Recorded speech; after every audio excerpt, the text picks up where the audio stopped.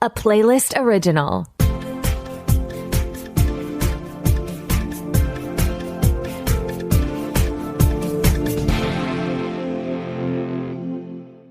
Welcome to the Pilot Podcast, where we review the pilot episodes of TV shows to answer your question, should I watch this? My name is BJ. And my name is Me Too. And this week, we're watching A Man on the Inside on Netflix, The Agency on Showtime on Paramount Plus, Interior Chinatown on Hulu, and The Madness on Netflix. So stay tuned to the end to find out which TV show BJ would want to be trapped inside. Okay. I'll try to come up with an answer since you are forcing me to be trapped in a TV show. Just temporarily. Like for the season or just one episode? Your choice. Oh, thank you. While I think of that over, how about you tell us what happened in A Man on the Inside? In this Netflix show, we meet Charles, played by Ted Danson, who is a retired professor grieving his wife and floating through life when he gets an opportunity from private investigator Julie, played by Lila Richcreek, to go undercover in a San Francisco retirement home and investigate a theft. You know, it's so nice to see Ted Danson again. I'm sure he's had a lot of projects, but I personally have not seen him since The Good Place.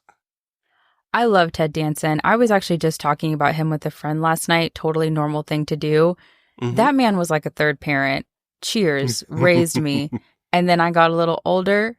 Becker raised me again. And then what did he do? Teach me ethics through The Good Place. And now I get to see him as the man on the inside. Ted Danson, and that's setting aside the movies. That man has been a fixture in my life. I love him. Wow, every phase of your life, Ted is there. You may ask yourself, who sat down and watched all 6 seasons of CBS's Becker? And the answer is me and my father. Someone had to. That's why they made so many seasons. We put in that time. And I think this might be a show worth putting time into. 100%. I think the only critique on my end, because you know I love a Michael Schur joint, is that I wish we could have seen him investigating, given the concept of the show and how funny even the trailer was. Yes, we have a half-hour show, which we love here at the Pilot Podcast. But we're giving a very rare criticism that this pilot was too short. They needed to go into the investigation. I think the setup and the backstory was paced really well, but it was odd to end it like right before he walked out the door. I agree. We got to meet him. We meet the heart under the show. We understand a little bit about his relationship with his family, with grief. We have this very funny environment of a retirement community. So we already see these ladies getting kind of maybe flirty with him and trying to have some fun with him. And we have a very funny person in Dee Dee, played by Stephanie Beatrix, running the place. Shout out to the NBC Comedy Bench, always. And so we are introduced to a lot. Plus, we're already getting a sense of his dynamic with Julie. And we do see him do some, let's say, dry run investigating where she's like, pretend to take a picture of this couple without them noticing, or what was the guy wearing that walked by you on the bridge? And he's just fully trying his best. And those scenes were very funny, but I wanted to see those skills then applied, even if just for like one scene. That's a good point. We get a training montage, which was so fun because he really did give it his best shot. And we're left wondering, is he going to be able to pull it off? And you also mentioned the relationship with Julie that we see, and we see his biological daughter, Emily. Julie is his daughter for cover purposes. Yes. But I like that he kind of has 2 daughters that he's going to be interacting with, because there are some big themes about connecting with family, connecting with people, as well as grieving. Yes. And his relationship with both of them is just, oh, Ted, which is adorable. It's a heartwarming show and funny. So will you watch more episodes of this funny, heartwarming show, Man on the Inside, on Netflix? I will. I would watch again seriously. Wow. Sorry, I'm not accustomed to you wanting your heart to smile when you watch something. So please excuse me. I was just a little surprised. I didn't know this was going to turn into a personal attack. Not an attack, an observation. That's one perspective. A pleasant surprise. I was pleasantly surprised. Well, I'm glad you're pleasantly surprised because you also have some pleasant truths to reveal to our listeners regarding this show. Okay. I mean, I feel like you confront me like this every week when there's a show I particularly like. Yes, I would watch again seriously. And, I did. I finished it. It was great. I watched it seriously. And if you're a Michael Schur girl being gender neutral here, if you loved The Good Place and Brooklyn Nine-Nine, and even I feel a little Parks and Rec in here with the earnest way that a lot of people are approaching their work in the show, I think you'll enjoy this one. And I think this is a great one to watch again seriously, especially as we're in this cozy season for those of us in winter. Well, at least we can end in agreement. Shout out. Why don't you take us from ending in agreement to ending in confusion? Sure. This is another show that involves someone trying to spy and infiltrate different places. The Agency on Showtime on Paramount Plus. This espionage thriller set within the department responsible for training and handling deep cover officers on long-term missions is now going to be dealing with Martian, played by Michael Fassbender, who has lived under a false identity for years, but is still being looked at because of his intelligence sources. So me too, what were your first impressions? There's a lot of plot here. Even when you and I tried to parse through some of it to talk through our notes for the show, I started to get turned around. Because we have a love story, potentially, between Martian and the love he thought he left behind when he was deep cover in Ethiopia, Sammy, played by Jodie Turner-Smith. We have a family story with Martian's family that we get a little bit of a glimpse into. We have a potential agent who is kidnapped, compromised, perhaps. And then an interesting thing around him with regard to drinking and the fact that he's in recovery. So it's a big red flag that he drank and is a concern about if he's compromised. And then there are maybe 5 more plot lines introduced, including training a new agent, which Martian is in charge of. Obviously, they wouldn't put this in this first episode if this agent that he's training does not become important later. Within all of that is a ton of lying. Martian is lying to his case officer about how much his relationship means to him, and he's possibly lying about it being over. The agents are lying to each other with regard to accountability around this agent that was kidnapped, compromised, something. And then we even see Martian's boss, Henry, played by Jeffrey Wright, lying to his boss, the bureau chief, Bosco, played by Richard Gere, the very handsome Richard Gere, I should say, about how much of a mess all of this is. And so it's also just difficult to follow because everyone's in doublespeak. Yes. And Martian is also lying to Sammy, and people are asking Martian if he's sure that Sammy hasn't lied to him about anything. Yes. And he's lying to his daughter to a certain extent because he can't let her know his true career. Just that I think he worded it, he has to go away to make acquaintances with people. So I thought, especially with this cast, because Jeffrey Wright plays an FBI, CIA, etc. letters agent so well. He is in the James Bond universe, the brother from Langley. I thought with a cast like Michael Fassbender, Jodie Turner-Smith, objectively the most beautiful person in the world, Jeffrey Wright, and then Richard Gere, I thought we were getting a sleek spy show. And maybe that's on me for expectations regarding cast, and they're going for something grittier and more complicated. Yeah, I think this is just more intellectual. You really wanted Fast and Furious, but they're saying we're going to play with your mind. Can you unlock this puzzle of secrets? It does feel like a puzzle. And I don't even necessarily want Fast and Furious, which I'm part of the family. I love Fast and Furious. I'm with you. But let's go to space. 100%. You, me, Ludacris, and Tyrese. But in this case, it's just like, even Mission Impossible or James Bond, I think, is a closer comparison here. They have these somewhat intellectual storylines of like some scary microchip that's going to go in people's brains or whatever it is that they're trying to stop. But it's still like an action-packed, slick spy thing. And that's not what we get here. I agree. I was also disappointed and had similar expectations due to Michael Fassbender's previous roles. We've seen him be a superhero, an action hero, a spy. So we know he could play that really well. And so you would think working as an undercover agent, we'd see him do something slick and special besides train an agent how to learn about people, which didn't even involve action. No, they were just like at a restaurant. He said, go talk to them, find out what they do. A bit ridiculous.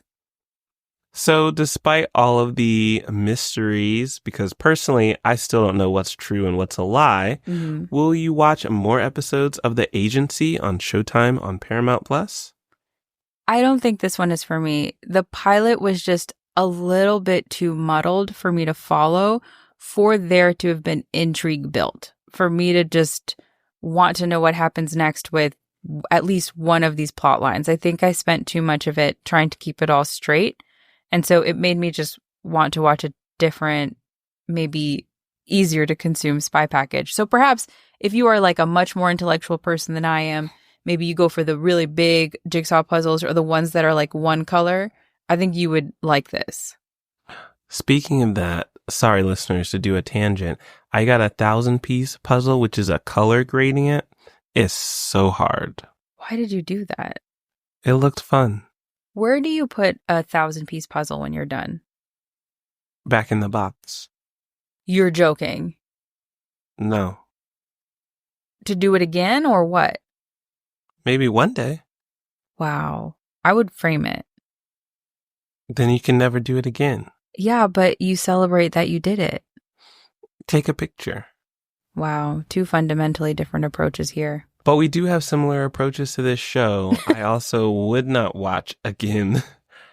I think I got too lost in the lies. And so I'm just not willing to put in the effort to find the truth in a following episode. You're too much of a truth-honoring man. What can I say? I'm honest as they come. You cannot tell a lie. So how about we go from a lying spy to someone who I think is pretty truthful and open. Maybe too open. You're talking about Interior Chinatown on Hulu.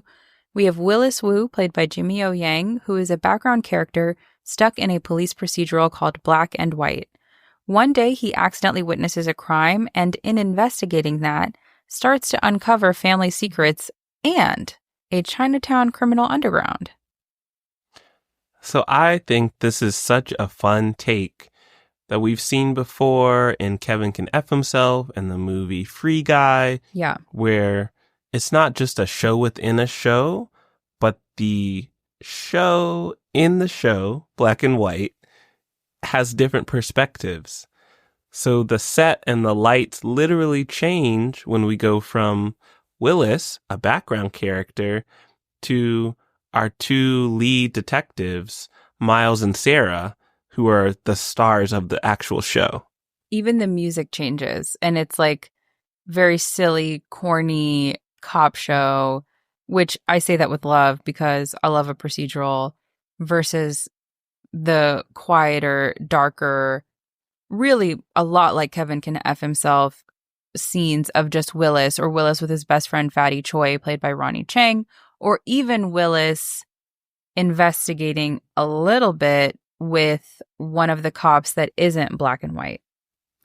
Yes, that's interesting. We do have Detective Lana, played by Chloe Bennett, who seems to go between the two different worlds, even though she's a star, maybe not star, let's say guest star. Yes. In the show Black and White.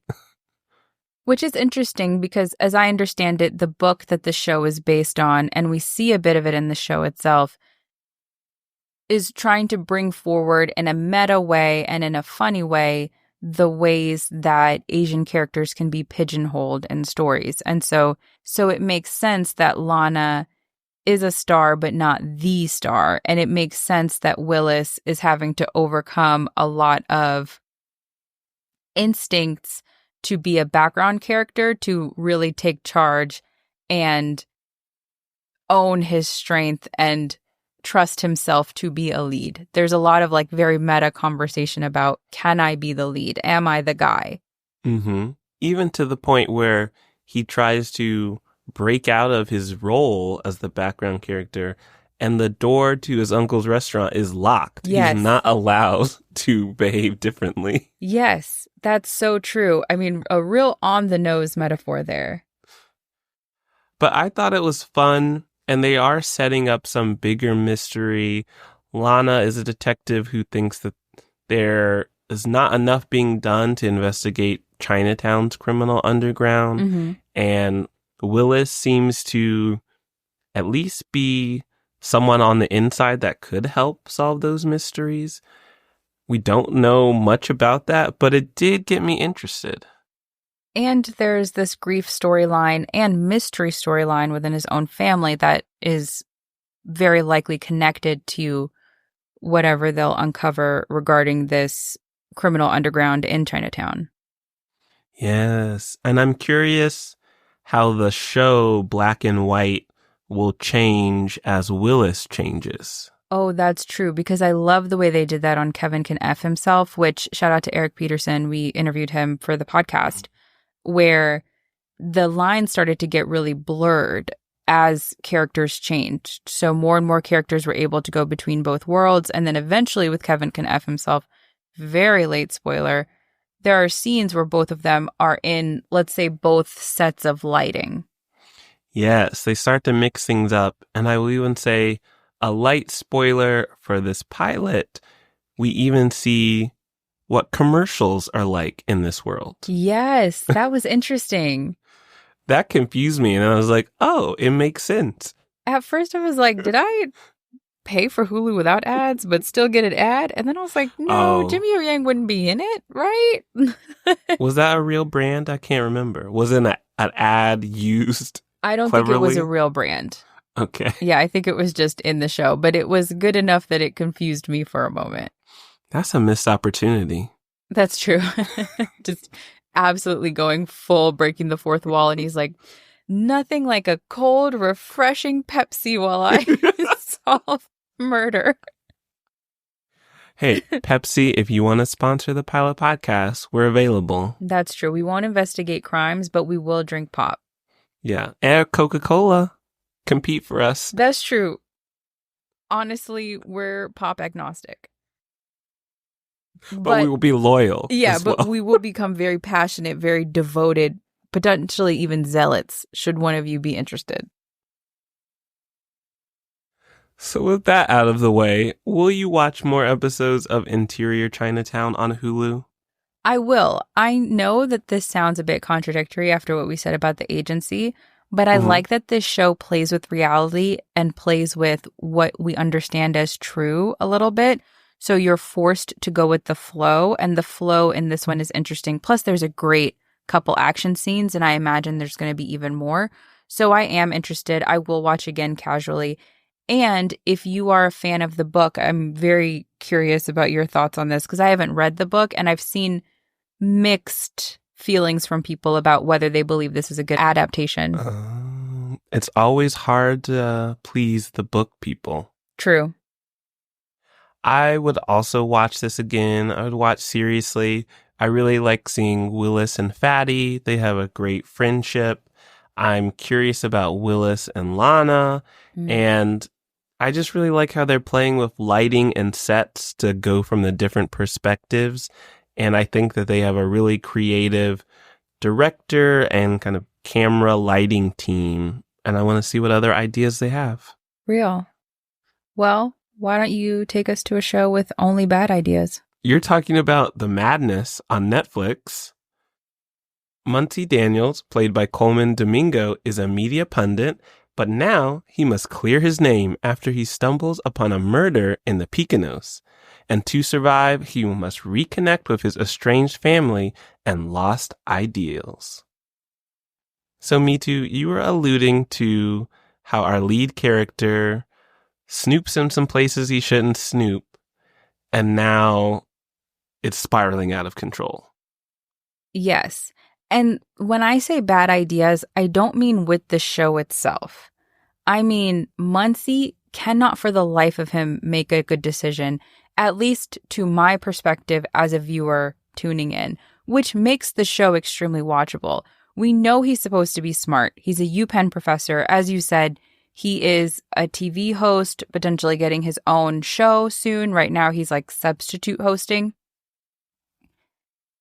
He is a successful man and an academic man, and yet you're in the Poconos alone as a Black man in a rented cabin.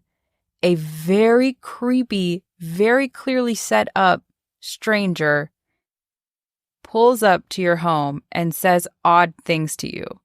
Your instinct is then not to pack up and go home, but rather just sort of keep chilling and consider this person a friendly neighbor. That you then try to head over next door when your Wi-Fi and your cell phone signal go out and you stumble upon some wild stuff.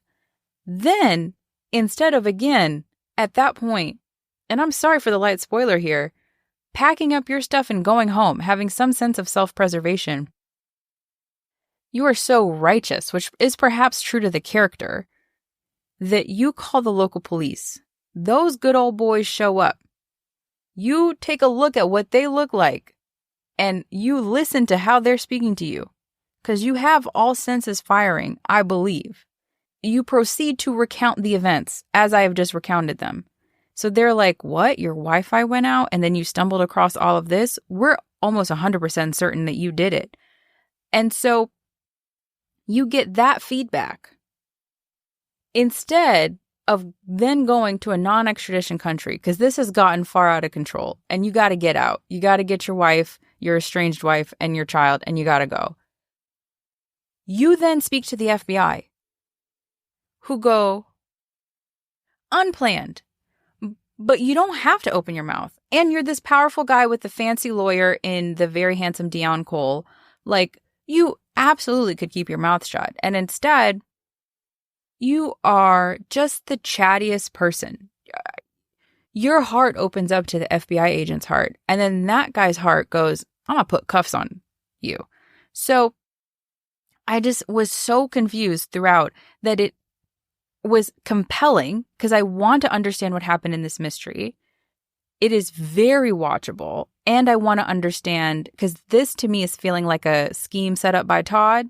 So is this something that he is the specific fall guy, or were they just waiting for some time, and I don't know who the they is, but sometime that a Black person would rent a cabin alone in the woods in rural Pennsylvania? They do a good job with the mystery and the tension. So we see him approaching this murder where he had multiple opportunities to turn around. Many. But kept going.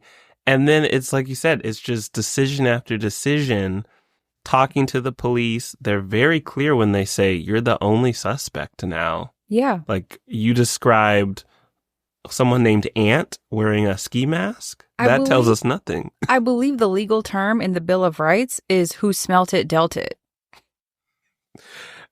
But then it gets very concerning because at first you're like, okay, he trusts the legal system a little too much, but at least he's using some sort of logic. Sure. But we see some other questionable choices where he goes back to places he shouldn't be going to. He gets a hold of clues and evidence, but keeps them to himself. Yes. And then he starts getting paranoid that he's being followed and watched and that everyone's against him. Some of those people literally are. And his response is still, I'm just going to figure it out on my own / bring my family into this mess as well. Into it pretty deeply. They have no other option now. And it's just I think, backing up, I just had the constant question of, Are you going to go hard and just trust the police? Are you going to go hard and trust this FBI agent who also already thinks you did it? Mm-hmm. Or, like you said, leave the country. Or, I don't know, go back to your lawyer. Your lawyer tried to give you advice. Yeah. Why not take it? You're paying him. If I had an opportunity to sit with Dion Cole, I'd take it every time. You'd go broke just having 100%. unnecessary meetings with your lawyer.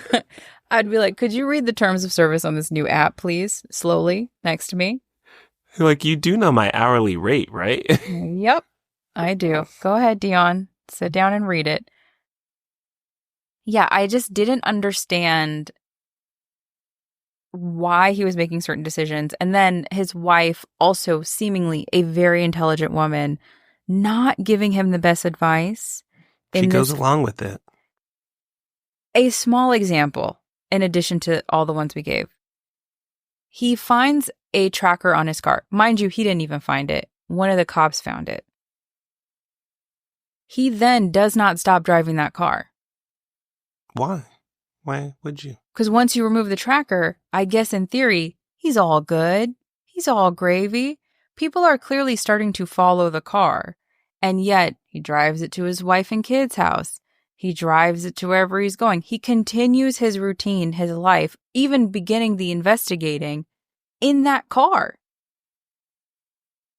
And it's crazy because, as we mentioned, he's been on TV. He is in the media. People recognize him. Maybe he's not the most famous, but he is still a public figure. And if someone comes up to say, "You look familiar. Are you associated with a famous white supremacist?" That feels like a sign to reevaluate all of your choices and walk away, run away, fly away. Absolutely.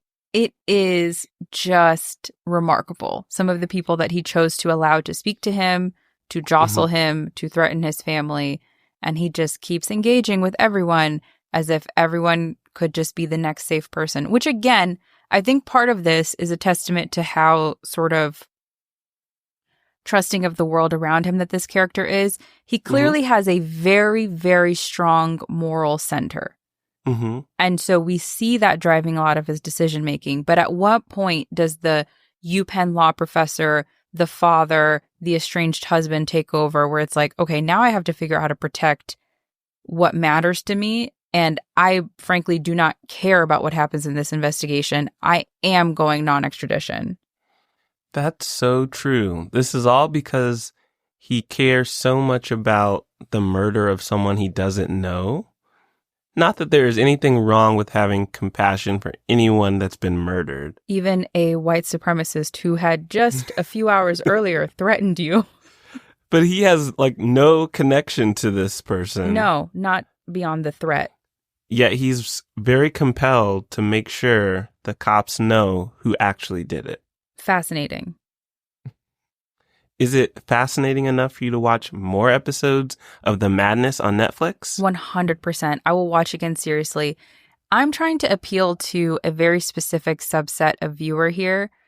There are some shows where it's just extremely watchable. And it is especially watchable when you watch a mystery where the people are just making stunning decisions and you're like talking back to the TV and you're scared, but also you're laughing because some of the decisions are so confusing to you.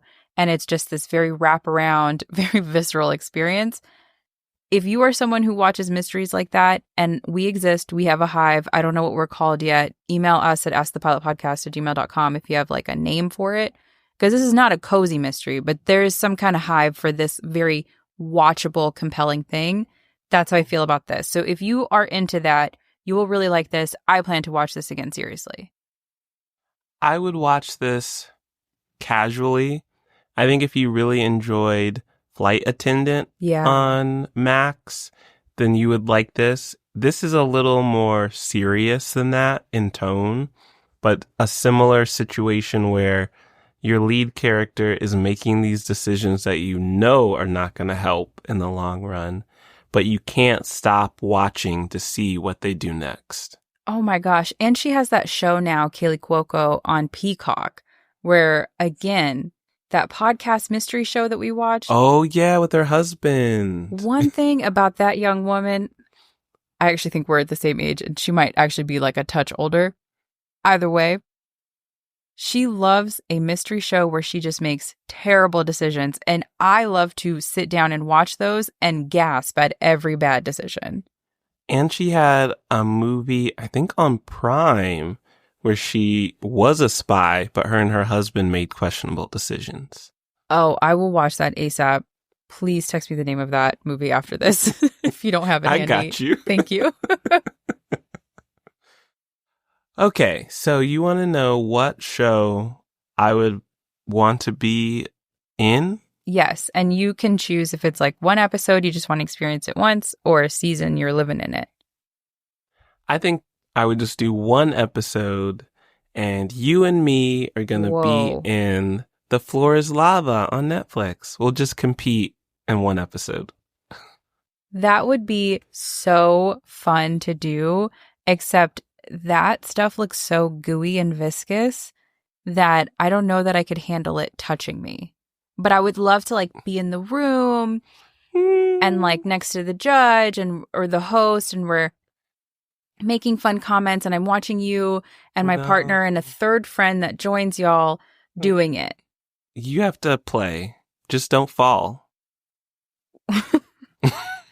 Okay, I'm just sort of waiting to count down to when the imagined scenario that I always am very generous with you about does not involve me doing something I don't want to do. What is something you want to do? What if we were in an episode of Boss Baby, the show? I love Boss Baby. We wouldn't actually even do anything because there's not really space for adults in it. So it would be more like you and I sitting at a cafe, and we'd watch like maybe a group of babies crawl by, and we'd be like, wonder what's going on there. And then that would be our whole experience. If so, I think that's fine. They seem to live in a really nice neighborhood. I bet it's like good pastries at that cafe. Okay, it'll be a very brief moment for us. Super small. Okay. Well, if you want to hear about some more of our fun imaginary scenarios or reviews of television shows, head to our website at thepilotpodcast.com, and you can follow us on all of your favorite podcast platforms. You can also follow us on social media at The Pilot Pod, and you can send thoughts, feelings, show recommendations, because every other week we do a show recommended by you, our wonderful listeners, to askthepilotpodcast@gmail.com. Thanks for listening. Bye.